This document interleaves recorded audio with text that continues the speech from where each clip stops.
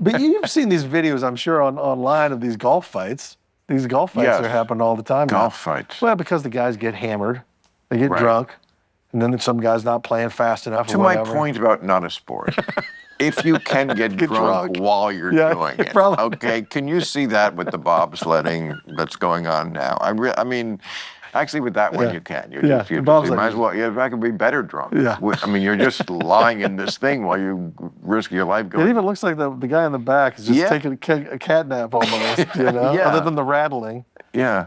I know that's not true, by the way. I'm very proud of our bobsled team. I'm sure they're doing a good job. Rob, you fought for this country. Stop apologizing. I can't. You know why? It's because you live in Hollywood and they seduced you into this bullshit. No, it's because I have a kid in college and a kid going to college, and I got a mortgage and I got an ex, and Daddy's got to pay the bills. And when they're out there headhunting, you sit there and you go, "Did I just make fun of the bobsled team? I better take that back." But you know what? Canceling, it has. First of all, Fucking sucks. It always did. Always. And It's unjust. And I've always taken shit from the left for talking against their cancel culture. Right. Not that it's only on the left, because the right does it also. Well, yeah. Absolutely. Yeah. So they're a bunch of fucking... Well, that's the new toy for everybody is cancel. It's a cancel wand. Okay, but... You just throw it at everybody. But I think we passed the peak of that culture. I hope so. I hope people are seeing the folly of it. Look, lots of people who were supposedly canceled actually came out better. They did. Look at Shane Gillis. You know, people who they tried to make go away. Because I think you can see through. You can. So don't worry. Most people can see if someone is truly hurtful or if they're just making a joke. Most people can tell the difference. How many medals do you have? Over 22. Okay.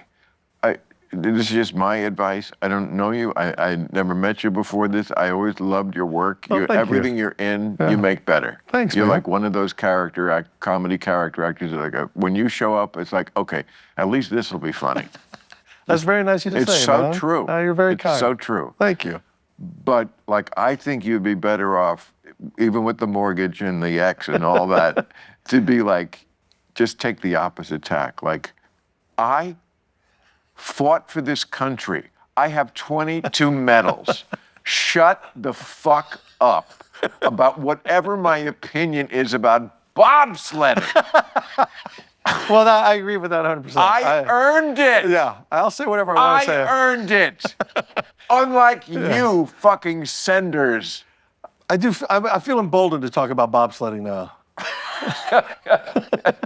But Thank you. But not the luge. We don't go there. I don't touch the luge. No. Rob, I'm not unreasonable. Okay. I'm strongly opinionated. I'm not. But you're not crazy. I'm not a crazy person.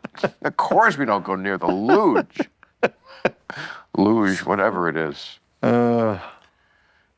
What'd you think of that, speaking of women athletes, that skater who, you know, it's like Jake Paul's wife? You know, Is she a speed skater? She's... Or a figure skater? She's quite a hot one. Oh, yeah? Yeah. I mean, I think she's Dutch. I think she's skating for Dutch land. Yeah. No, I mean the Netherlands. Yeah. Boy, pot really makes you forget the name of countries. But Dutch land. that goes back. Beautiful. All the Olympic athletes, men and women, they're all hot. They're at the prime of their life and they're in peak physical condition. You know, Didn't they sell out of condoms out there in the Olympic Village or something? I was just going to say. Is that right? 3 days. I mean, they provide condoms for the Olympic Village, and in 3 days they were gone. Well, how do you expect them not to be? These guys and girls, both, are prime athletes. They're burning like 3,000 calories a day just sitting there. You know, they are amped up. They're in the prime of their life, and they see each other, and it's like, you're an athlete, I'm an athlete. It's got to be electric. The energy coming out of that Olympic Village has got to be tremendous. Sex at its best is an athletic performance. I mean, among other things. Obviously, it's not just that. Yeah. But I mean, I feel like it's an athletic performance. I feel like it's it's a symphony orchestra presentation, even though no one is there to hear it. Yeah. You know, it's an oratorio, Yeah. you know, that you perform once, and it's somehow the same music, but you're doing it differently. You know, much like people who do a Broadway show for 3,000 performances have to somehow find a way. Can you imagine that? Have you ever done a show like a Broadway? I've done not Broadway, but I've Theater? done shows, yes, where You're doing the same thing every night? and you've got to find that same energy level and that same commitment and that same passion and that same. It's so hard. Yeah, it's unbelievably draining. I did a Broadway show for 3 weeks, maybe a month, in 2003. Got nominated for a Tony, one-man show.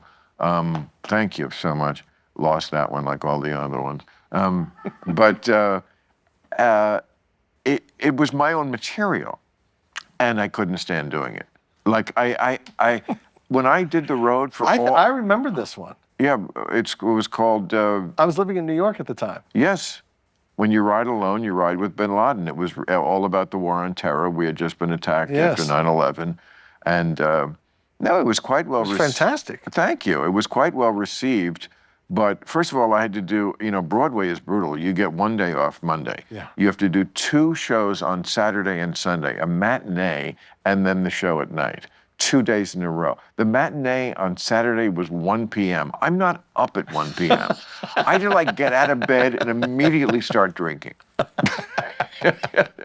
to get into the kind of shape I was needed to be in to do that show. And Broadway too. That's you're in the furnace. My mother was at one of those shows, at a matinee. Yeah. And one of the punchlines was, I won't go through the whole thing, but it was, come on my face. And I was just like, I can't.